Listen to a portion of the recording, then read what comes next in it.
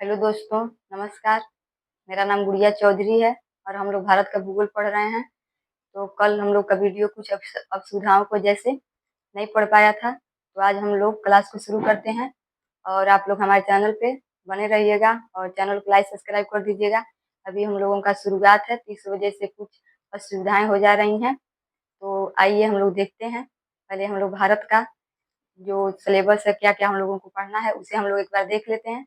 कल की जो क्लास में हम लोग सिलेबस के बारे में डिस्कस नहीं किए थे, तो आइए आज हम लोग देखते हैं कि क्या क्या हम लोगों को पढ़ना है।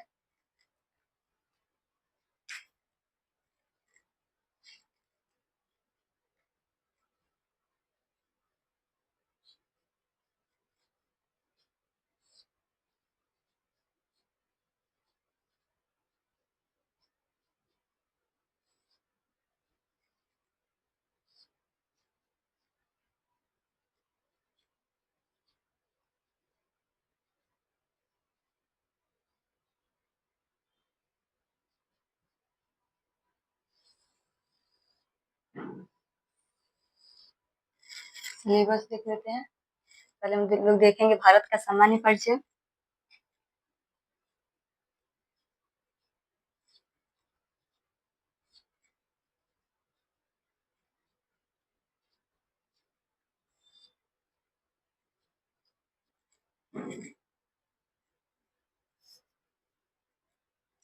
भारत का सामान्य परिचय, इसमें हम लोग देखेंगे आकार,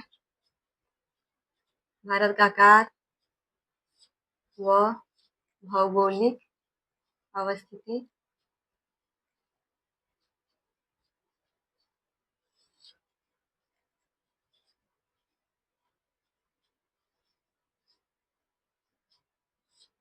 भौगोलिक अवस्थिति। इसके बाद पड़ोसी देश,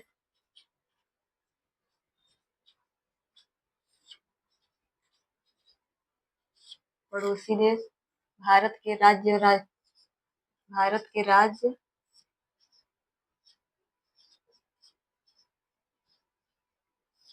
व केंद्र शासित प्रदेश,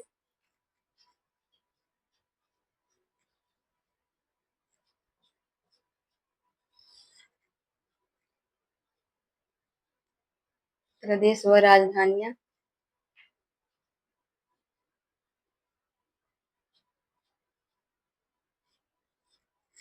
राजधानियां उसके बाद हम लोग देखेंगे भारत का भू आकृति।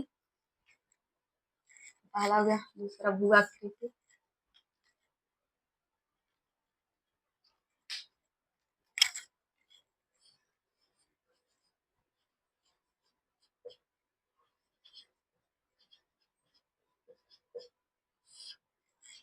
भू आकृति हम लोग देखेंगे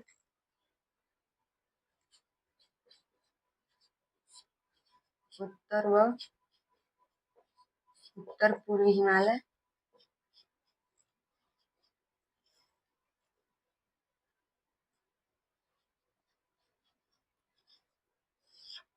उत्तर पूर्वी हिमालय में पहले हम लोग ट्रांस हिमालय,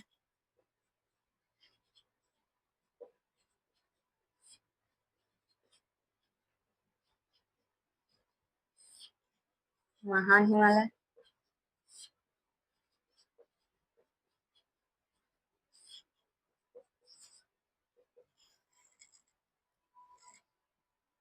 यहाँ तक आप लोग नोट कर लीजिए। उसके बाद हम इसको मिटा दे रहे हैं, अगली स्लाइड पर और लिखेंगे।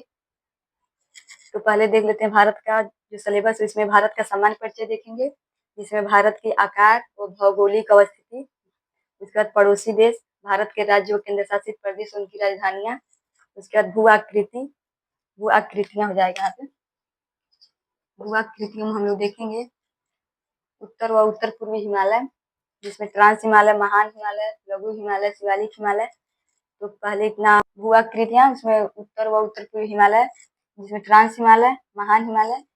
तो महान हिमालय को यहाँ पे हम लोग कर ले रहे हैं।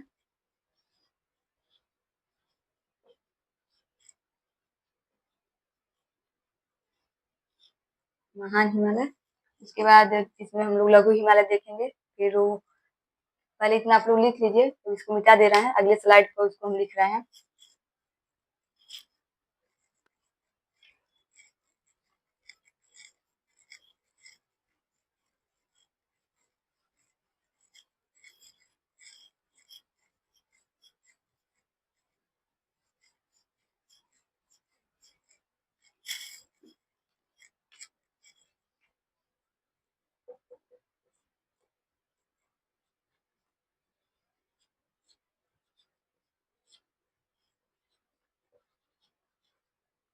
लघु या मध्य हिमालय,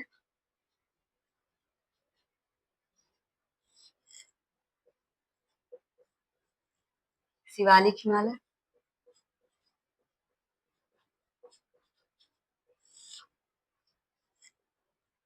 उसके बाद पूर्वांचल के हिमालय, पूर्वांचल की पहाड़ियां लिख लेंगे,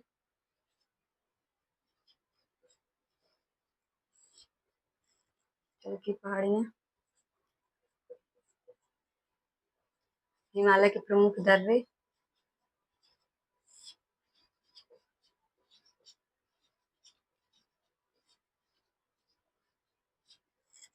हिमालय के प्रमुख दर्रे, इसके बाद पूर्वी घाट, पश्चिमी घाट,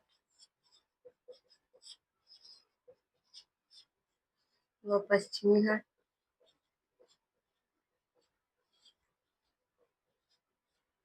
पश्चिमी घाट। उसके बाद हम लोग देख लेंगे भारत के अपवाह तंत्र,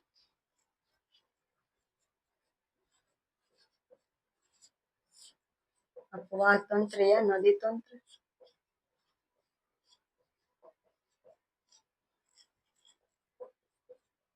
जिसमें गंगा नदी तंत्र,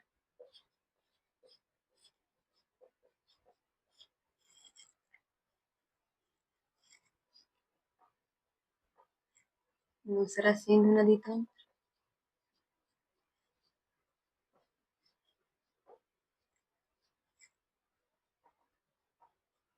ब्रह्मपुत्र नदी तंत्र,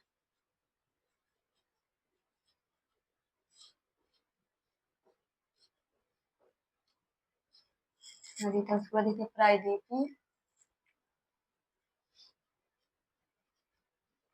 प्रायद्वीपीय अपवाह तंत्र,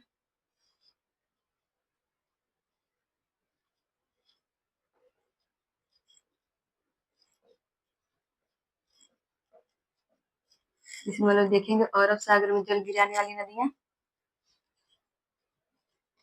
अरब सागर,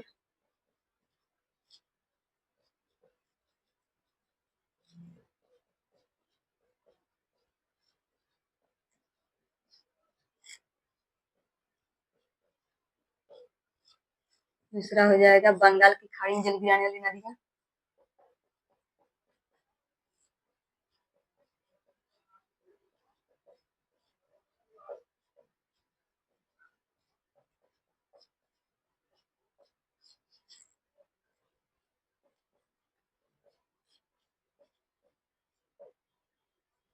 देखो इतना हम लोग देख लेते हैं। जो भारत की भू आकृतियां हैं, इसमें लोग पहले हम लोग देखते हैं ट्रांस हिमालय, ट्रांस हिमालय के बाद महान हिमालय या बृहद हिमालय, फिर तीसरा लघु हिमालय या मध्य हिमालय, फिर चौथा शिवालिक हिमालय, फिर पूर्वांचल की पहाड़ियां, हिमालय के प्रमुख दर्रे, पूर्वी घाट और पश्चिमी घाट, प्रायद्वीपीय पठार, यहाँ पे हम लोग करेंगे प्रायद्वीपीय पठार, इसी के साथ पढ़ना है।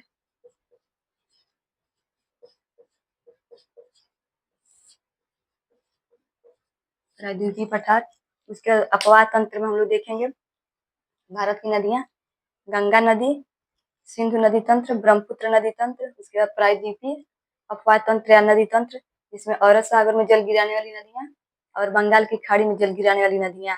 इतना सब हम लोगों को भारत के भूगोल में पढ़ना है, तो आप लोग इसको पहले लिख लीजिए, उसके बाद हम इसे मिटाते हैं। अभी और लिखवाना है तो उसको हम लोग अगले स्लाइड पे लिखेंगे।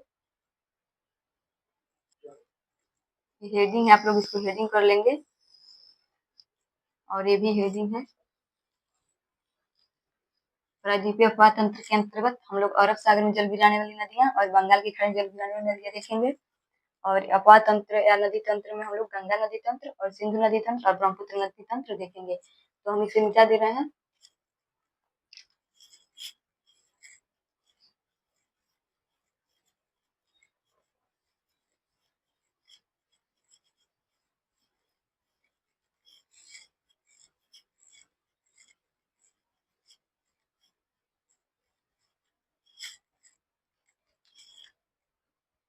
इसके बाद हम लोग देखेंगे भारत के मृदा, भारत की मृदा या मिट्टियाँ।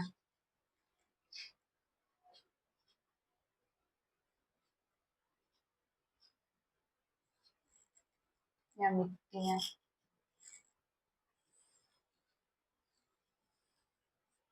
इसके अंतर्गत हम लोग देखेंगे, जिसमें हम लोगों को जलोढ़ मृदा,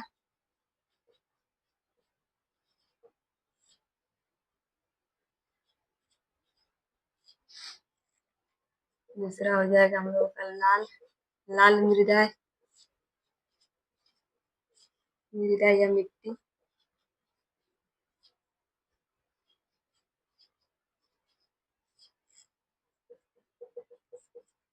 काली मिट्टी,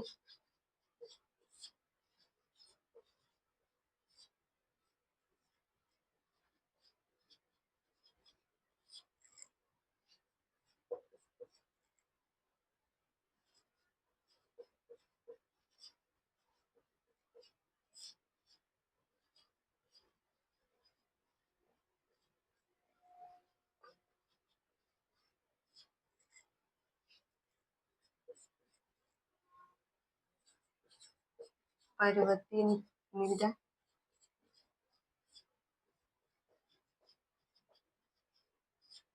मृदा या मिट्टी। उसके बाद जो काली मिट्टी है इसको हम रेंगुर मिट्टी भी बोलते हैं,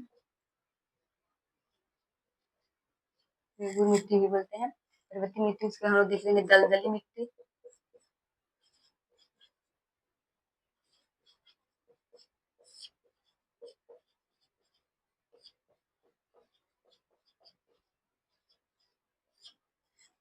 मरुस्थलीय मृदा है, इसे हम लोग शुष्क मृदा भी बोलते हैं। शुष्क मृदा इस प्रकार के भारत की मृदा में हम लोग को क्या क्या पढ़ना है, जलोढ़ मृदा, लाल मृदा, काली मृदा, मरुस्थलीय मृदा या मिट्टी, इसे हम शुष्क मृदा भी बोलते हैं। इसका पर्वतीय मृदा, फिर दलदली मृदा। तो भारत की मृदा में इतना हम लोगों को पढ़ना है। उसके बाद हम लोग देखते हैं जो भारत के प्रमुख जलप्रपात हैं।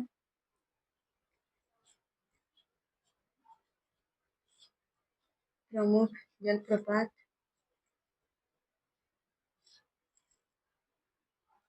उसके बाद प्रमुख जलप्रपात, प्रमुख परियोजनाएं,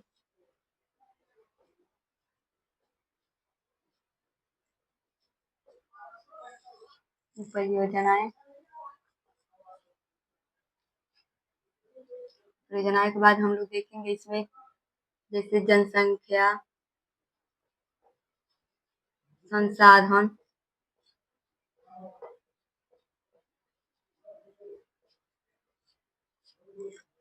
खनिज तत्व,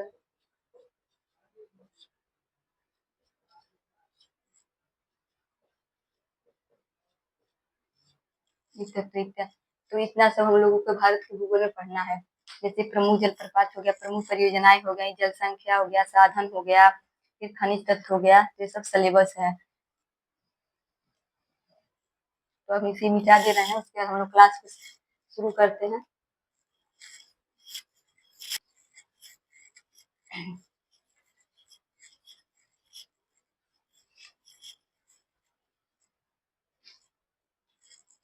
तो पिछले क्लास में हम लोग भारत के जो मतलब अवस्थिति है किस गोलार्ध में है, तो हम लोग देख लेते उत्तर पूर्वी गोलार्ध में है। उसको हम लोग देखते हैं भारत किस कटिबंधी में स्थित है, तो यहाँ से हम लोग क्लास को शुरू करते हैं।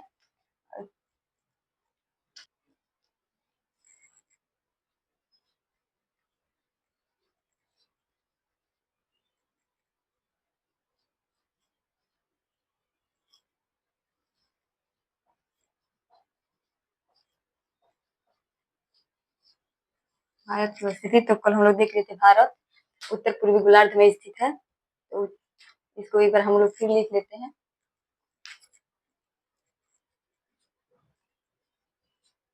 भारत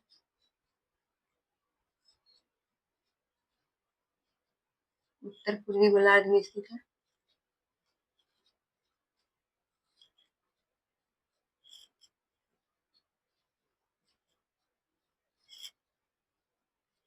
गोलार्ध में स्थित है।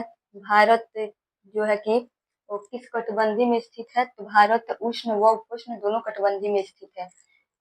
हम लोग छोटा सा मैप बना लेते हैं भारत का, उसके बाद समझते हैं।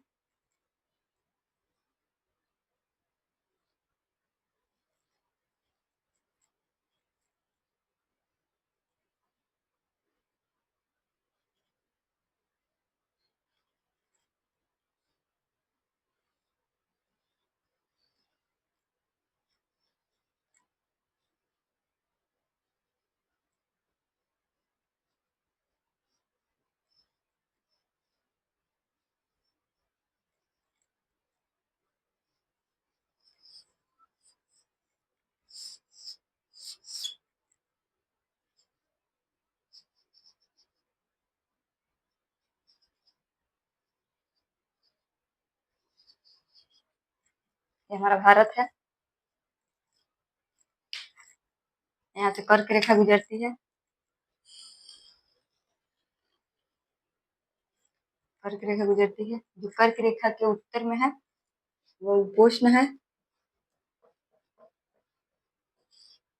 जो कर्क रेखा के दक्षिण में है वो उष्ण है।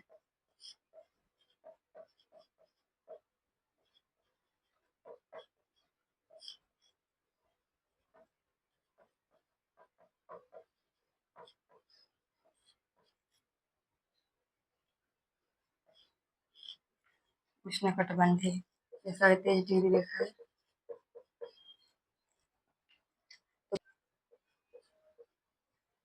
कर्क रेखा के जो उत्तर में है वो उपोष्ण कटिबंधी में है, और जो कर्क रेखा के दक्षिण में है वो उष्ण कटिबंधी है। तो भारत उष्ण व उपोष्ण दोनों कटिबंधी में स्थित है। तो भारत किस कटिबंध में स्थित है, जो लिखेंगे भारत उष्ण व उपोष्ण कटिबंधी में स्थित है। उष्ण व उपोष्ण, उष्ण व उपोष्ण कटिबंधी में स्थित है।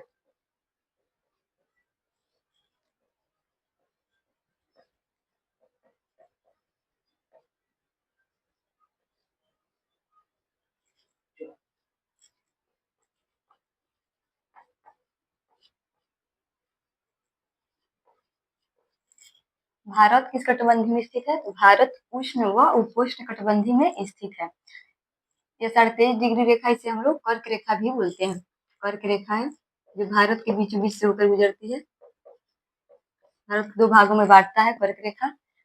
भारत उष्ण व उपोष्ण कटिबंधी में स्थित है। इसका हम लोग देखते हैं भारत का आकार। तो भारत का जो आकार है, इस बार एक हम लोग लाइन एक ड्रॉ कर लेते हैं, आप लोग देख सकते हैं।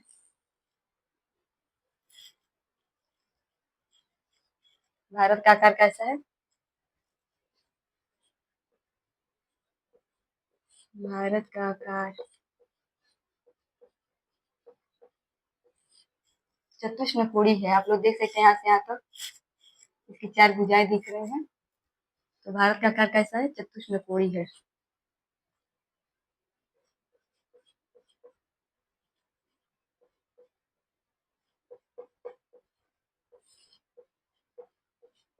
भारत का आकार कैसा है, तो भारत का आकार चतुष्कोणी है। इस प्रकार लोग देख लेते हैं प्रायद्वीपीय भारत। तो प्रायद्वीपीय भारत आप लोग देख सकते हैं यहाँ से,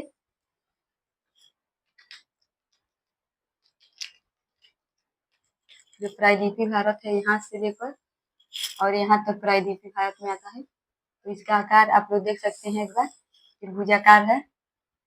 तो जो प्रायद्वीपीय भारत का आकार है वह त्रिभुजाकार है।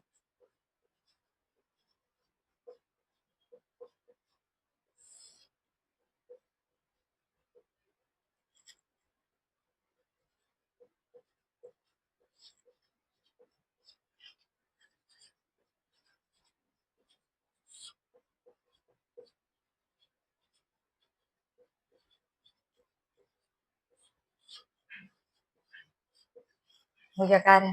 भारत किस गोलार्ध में स्थित है, तो भारत उत्तर पूर्वी गोलार्ध में स्थित है। भारत उष्ण व उपोष्ण कटिबंधी में स्थित है। भारत के बीचों बीच से होकर गुजरने वाली रेखा कर्क रेखा है। भारत के जो उत्तर में है, भारत के जो उत्तर में उष्ण उष्ण कटिबंधी है, और भारत के जो दक्षिण में है उष्ण कटिबंधी है। इसके बाद हम लोग देखते हैं भारत का आकार कैसा है। भारत का आकार चतुष्कोणी है। प्रायद्वीपीय भारत का आकार त्रिभुजाकार है, जो आप लोग यहाँ पे देख सकते हैं। प्रायद्वीपीय भारत का आकार कैसा है, तो त्रिभुजाकार है। उसका हम लोग देखते हैं भारत विश्व में किस स्थान पर आता है और भारत की क्षेत्रफल कितना है। एक बार आप लोग इसे बना लीजिए।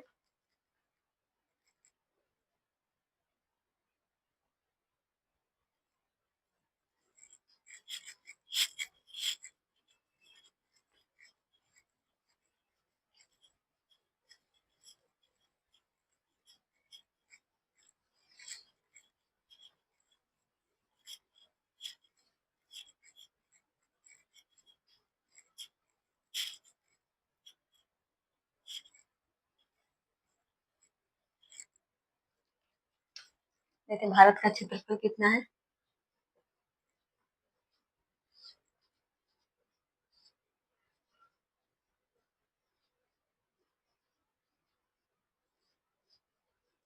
भारत का क्षेत्रफल कितना है, तो भारत का क्षेत्रफल 32,87,263 वर्ग किलोमीटर है। 32,87,263 वर्ग किलोमीटर है।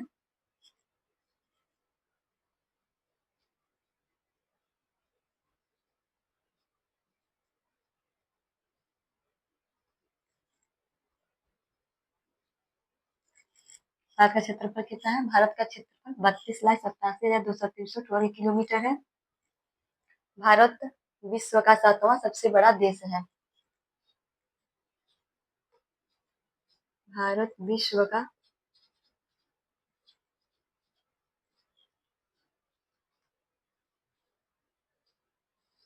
7वां सबसे बड़ा देश है।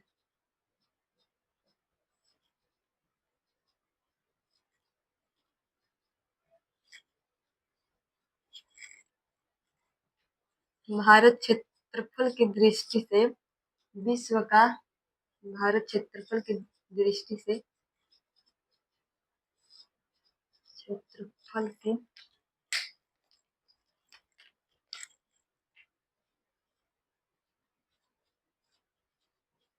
दृष्टि से पूरे विश्व का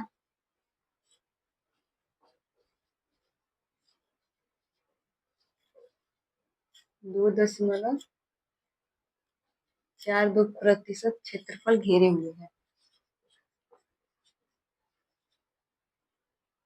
या क्षेत्र घेरे हुए है।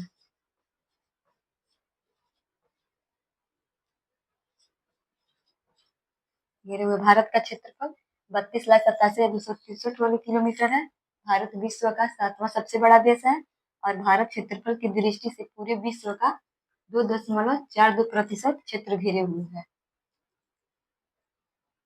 उसके बाद हम लोग देखते हैं भारत का जो उत्तर से दक्षिण तक कितना विस्तार है और पश्चिम से पूर्व तक कितना विस्तार है। एक बार देख लेते हैं हम विश्व के 8 सबसे बड़े देश। विश्व के 8 बड़े देश।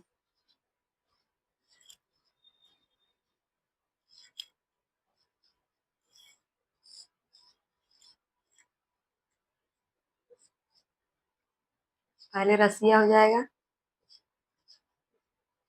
सबसे बड़ा देश है विश्व का। दूसरा पे कनाडा हो जाएगा। तीसरा पे चीन।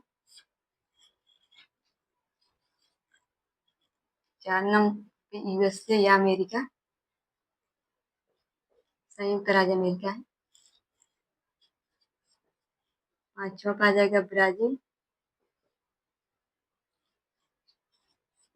ऑस्ट्रेलिया।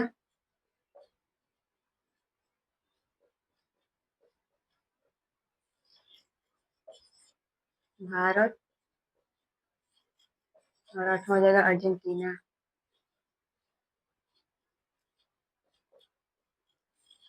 अर्जेंटीना। तो विश्व के 8 बड़े देश रसिया, कनाडा, चीन, यूएसए या संयुक्त राज्य America, Brazil, Australia, Bharat, Argentina. Russia किस महाद्वीप में पड़ता है, तो रसिया जो है एशिया एशिया प्लस यूरोप दोनों में इसका विस्तार पाया जाता है। एशिया प्लस यूरोप दोनों महाद्वीपों में इसका विस्तार पाया जाता है। कनाडा उत्तरी अमेरिका महाद्वीप में है।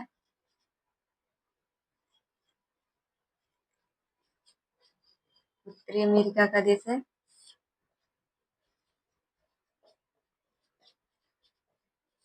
उत्तरी अमेरिका। और चीन जो है एशिया का देश है, एशिया महाद्वीप का। ये भी उत्तरी अमेरिका का देश है, जो यूएस से है। उत्तरी अमेरिका महाद्वीप का देश है। ब्राजील दक्षिण अमेरिका का।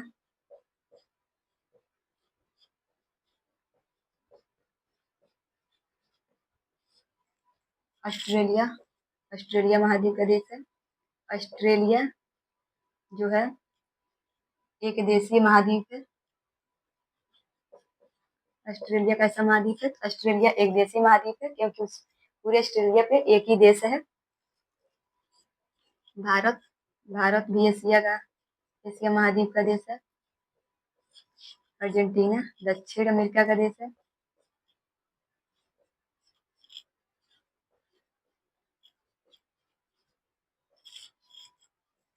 दे लेते हैं।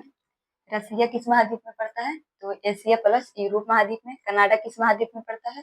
तो उत्तरी अमेरिका महाद्वीप में पड़ता है। और चीन एशिया महाद्वीप में पड़ता है। और जो यूएसए है या संयुक्त राज्य अमेरिका, संयुक्त राज्य अमेरिका है, ये उत्तरी अमेरिका में पड़ता है। ब्राजील दक्षिण अमेरिका में पड़ता है। और जो ऑस्ट्रेलिया है वो ऑस्ट्रेलिया में पड़ता है। ऑस्ट्रेलिया एक महाद्वीपीय देश है, एक देशीय महाद्वीप है ऑस्ट्रेलिया। उसके बाद अर्जेंटीना, शायद आप लोग को दिखाई नहीं दे रहा होगा, जो 8वां महादेश है, इसको हम ऊपर लिख देते हैं।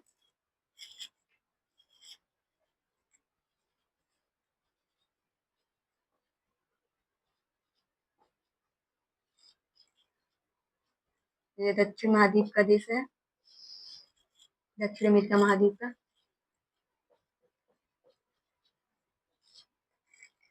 बस भारत, भारत एशिया महाद्वीप का देश है। और अर्जेंटीना जो है दक्षिण अमेरिका महाद्वीप का है।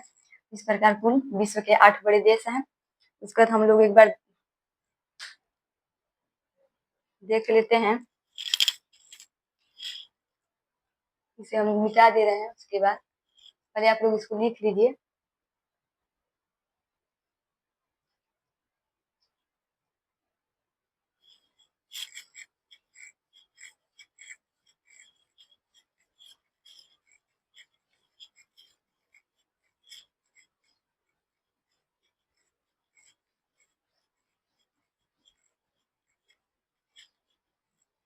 भारत का उत्तर से दक्षिण तक कितना विस्तार है?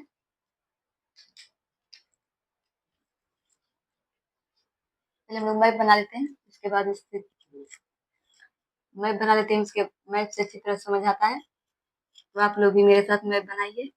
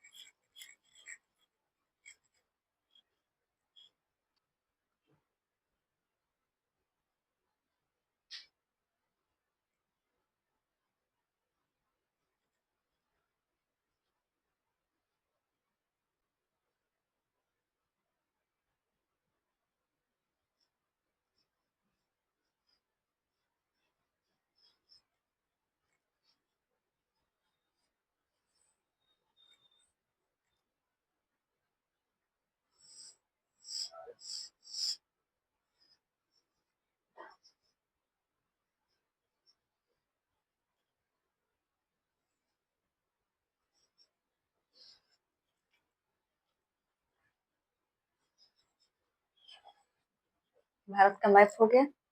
उसमें हम लोग देखते हैं जो इसका विस्तार है, उत्तर से दक्षिण तक, उत्तर से दक्षिण तक ऐसे है। और पश्चिम से पूर्व तक ये जो है ये सीधी रेखा न होकर एक तिरछी रेखा ऐसी जाती है। तो जो है उत्तर से दक्षिण तक जो भारत का विस्तार है ये 32-14 किलोमीटर है। और जो पश्चिम से पूर्व तक जाती है ये 29-35 किलोमीटर है। आप लोग भी बना लीजिए।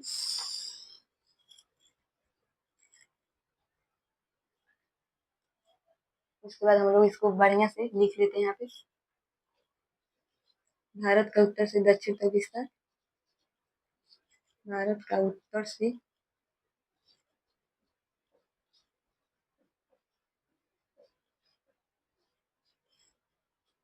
दक्षिण तक विस्तार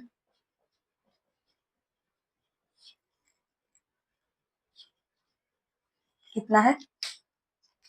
14 किलोमीटर है। भारत का उत्तर से दक्षिण तक कितना विस्तार है?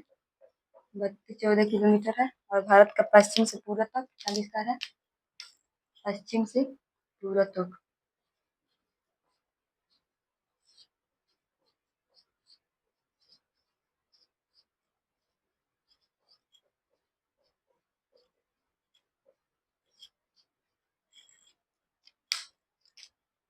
29-33 किलोमीटर है।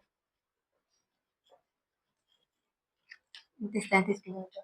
तो भारत का उत्तर से दक्षिण तक कितना विस्तार है? तो भारत का उत्तर से जो दक्षिण तक विस्तार है 32-14 किलोमीटर है। और भारत का पश्चिम से पूर्व तक जो विस्तार है यहाँ से यहाँ तक कितना है? तो 29-33 किलोमीटर है। तो हम आप लोग इसको एक बार बना के और लिख लीजिए। उसके बाद हम लोग देखेंगे भारत के जो अक्षांशीय विस्तार कहाँ से कहाँ तक है।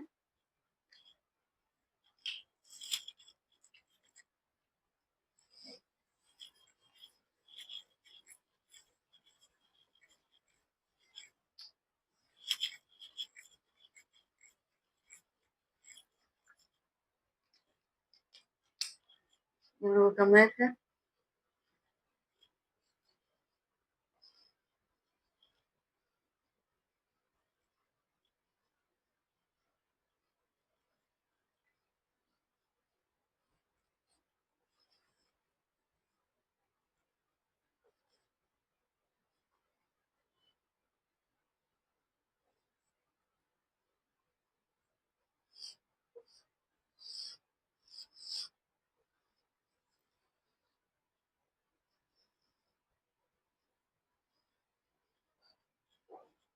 भारत का सबसे उत्तरी बिंदु है, भारत का दक्षिणी बिंदु है, और भारत का जो है पश्चिमी बिंदु है, भारत का पूर्वी बिंदु है। सबसे पूर्वी बिंदु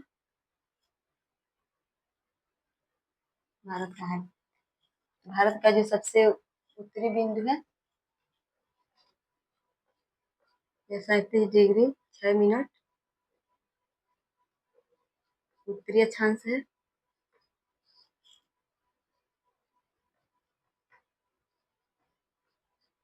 उत्तरी अक्षांश आप लोग यहाँ पे हेडिंग डाल लीजिए।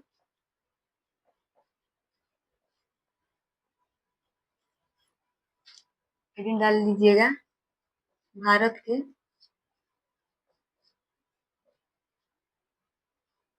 सुदूरस्थ बिंदु।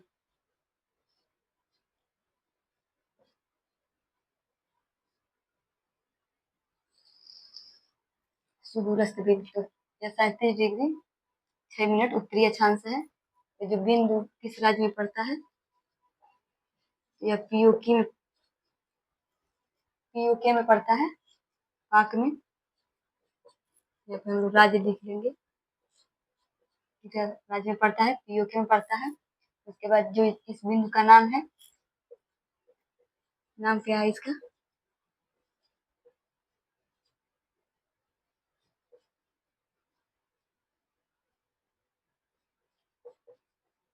इंदिरा कॉल है।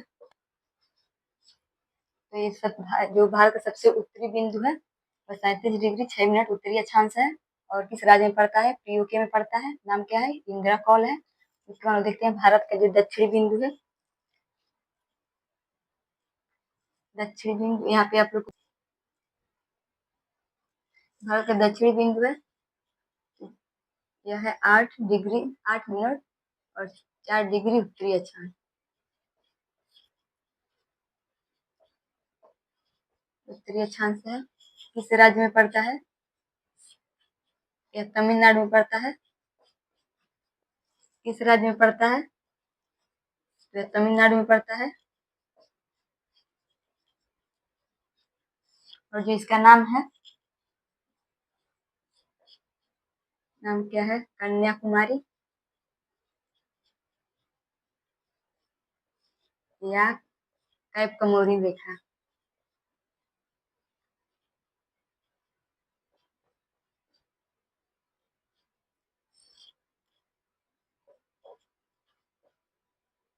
कैप कमोरी जो भारत का दक्षिणतम बिंदु है 8 डिग्री 4 मिनट उत्तरी अक्षांश है।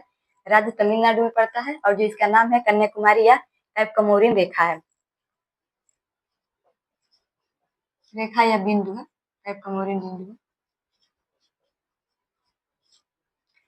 है। तो हम लोग देख लेते हैं भारत का जो सबसे उत्तरी बिंदु है 37 डिग्री 4 मिनट उत्तरी अक्षांश, राज्य पीओके में पड़ता है, नाम इंदिरा कॉल है।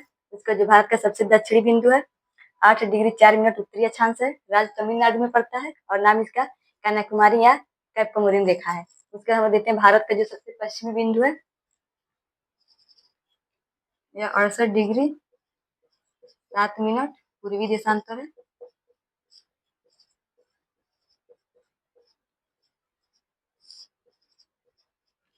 और राज्य यह गुजरात में पड़ता है। किस राज्य में पड़ता है? गुजरात में पड़ता है। इस बिंदु का नाम क्या है? इस बिंदु का नाम है गौरा माता या गुहार मोती।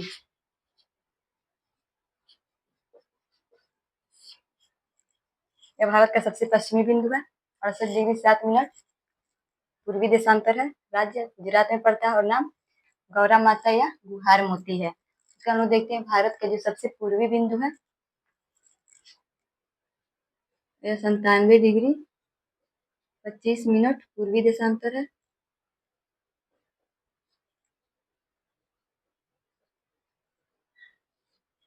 और किस राज्य में पड़ता है? यह राज्य अरुणाचल प्रदेश में पड़ता है।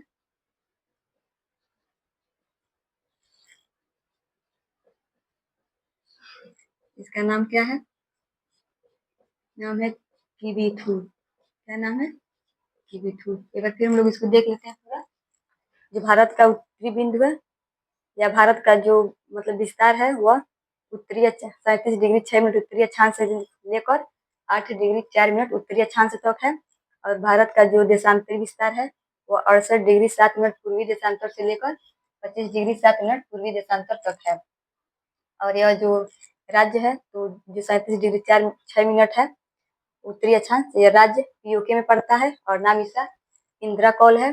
जो भारत का सबसे दक्षिणतम बिंदु है 8 डिग्री 4 मिनट उत्तरी अक्षांश, राज्य तमिलनाडु में पड़ता है और नाम इसका कन्याकुमारी या कैपकमोरिन रेखा है। इसे हम मुख्य भूमि बिंदु भी बोलते हैं।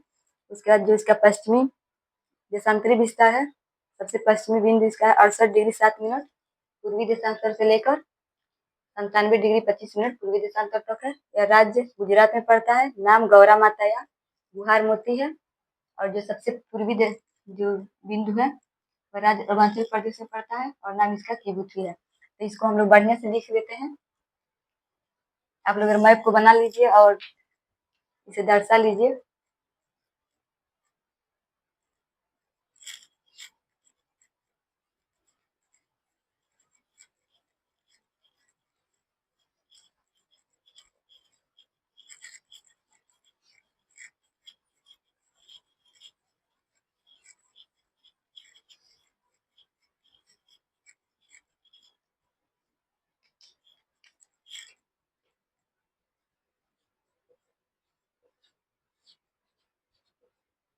भारत का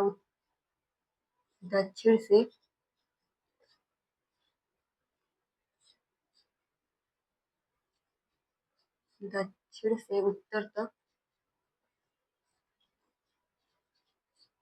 अक्षांशीय विस्तार।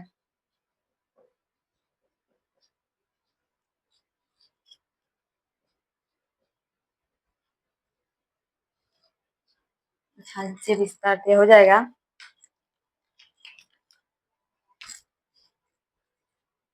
8 डिग्री 4 मिनट उत्तरी अक्षांश से लेकर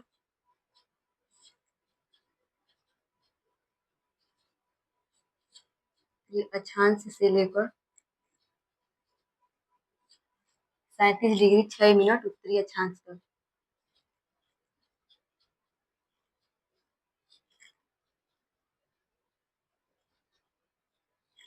अक्षांश तक भारत का विस्तार पाया जाता है।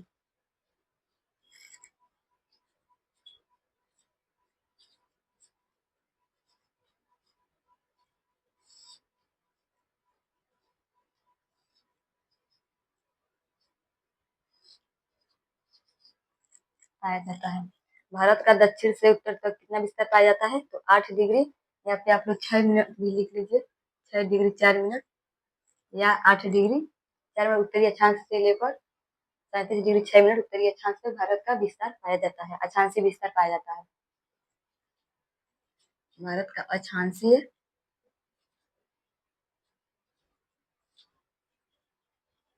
विस्तार पाया जाता है। तो हम लोग देखते हैं भारत का जो देशांतरी विस्तार है, यानी पश्चिम से पूर्व तक,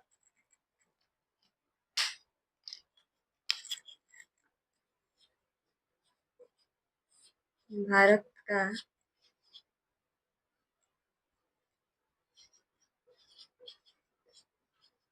पश्चिम से पूर्व तक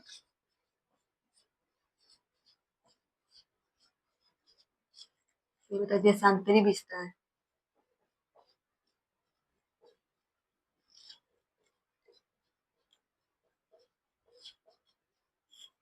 भारत का जो मतलब पश्चिम से पूर्व तक देशांतरी विस्तार है 68 डिग्री 7 मिनट पूर्वी देशांतर से लेकर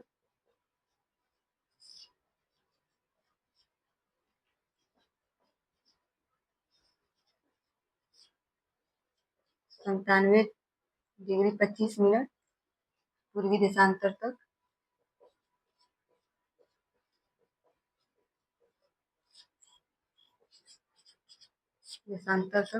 भारत का विस्तार पाया जाता है।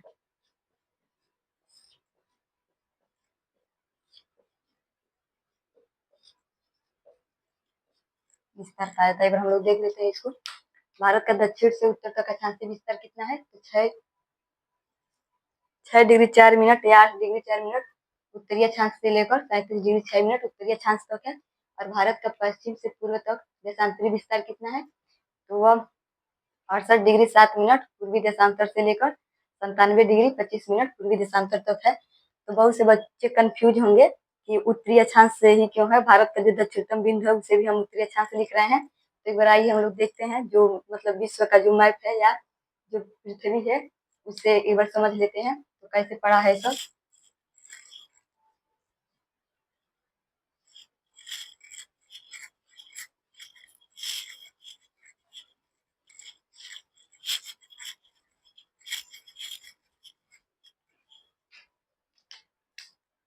ये हमारा पृथ्वी है, हमारे पिछली क्लास में पढ़ लिए थे। यह 0 डिग्री रेखा है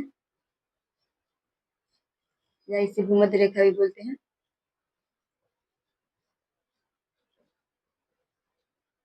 भूमध्य रेखा, और जो ये रेखा है इसे हम लोग अक्षांशीय रेखा, ये अक्षांशीय रेखा है और ये भी अक्षांशीय रेखा है।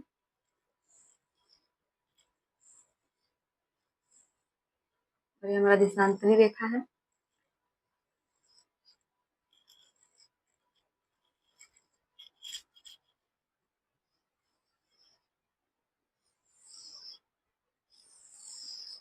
देशांतरी रेखा है जो भारत की अवस्थिति थी, भारत की यही अवस्थिति थी, यहीं पे भारत था। तो आप लोग देख सकते हैं ये हम उत्तरी अक्षांश आप लोग को बताए थे, ये उत्तरी अक्षांश है और ये दक्षिणी अक्षांश है।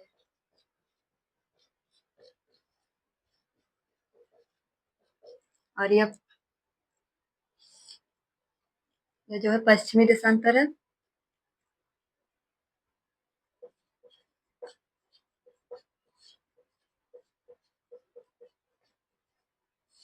और यह पूर्वी देशांतर है, देशांतर रेखा है, पूर्वी देशांतर रेखा।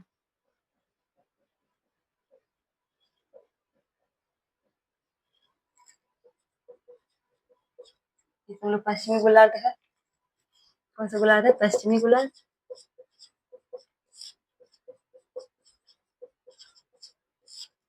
और ये पूर्वी गोलार्ध है।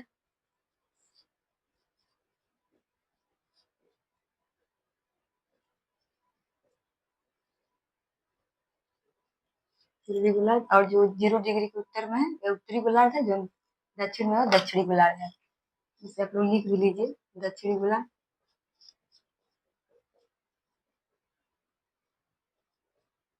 और ये उत्तरी गोलार्ध है।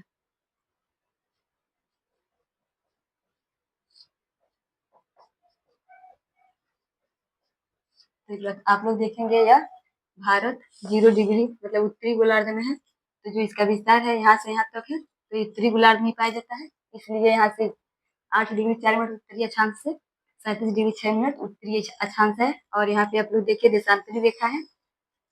तो देशांतरी रेखा जो है इसके भारत पूर्व में है, इसलिए हम लोग यहाँ से भारत का यहाँ से हम लोग एक दो शुरू करते हैं। तो यहाँ पे 68 डिग्री और 7 मिनट आता है और यहाँ पे 95 डिग्री 97 डिग्री 25 मिनट आता है। इस वजह से हम लोग पूर्वी देशांतर ही पढ़ते हैं। भारत का जो विस्तार है वो 68 डिग्री 7 मिनट पूर्वी देशांतर से लेकर 97 डिग्री 25 मिनट पूर्वी देशांतर तक है।